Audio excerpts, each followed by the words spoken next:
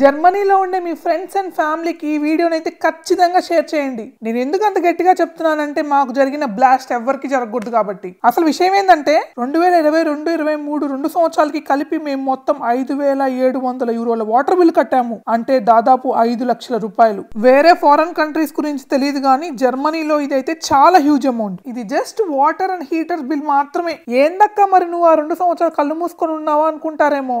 ఏం చేస్తాం, 2022 బిల్లు మాకు 23 నవంబర్లో వచ్చింది. అప్పటికే 23కు జరగాల్సిన డ్యామేజ్ అంతా అయిపోయింది. వచ్చిన బిల్లులో ఎవ్రీ మంత్ కొంచెం మెయింటెనెన్స్ లో కట్టడం వల్ల మిగతా 1,800 యూరోల అమౌంట్ కట్టమన్నారు. నిజానికి అయితే ప్రతి సంవత్సరం వాళ్ళే రిటర్న్ వేస్తారంట మా ఆయనకి డబ్బులు. లాస్ట్ నవంబర్ లో 23 బిల్ వచ్చింది. అది 2022 కన్నా 70 యూరోలు ఎక్కువ. కానీ మేము మెయింటెనెన్స్ అమౌంట్ ఎక్కువ కట్టడం వల్ల ఫైనల్ అమౌంట్ 1,600కి తేలింది. 2024లో ఒళ్ళు దగ్గర పెట్టుకొని చూసుకుంటా ఉన్న ఇలా ఒక యాప్ వేసుకొని ప్రతి నెల ఎంత కాలుతుందో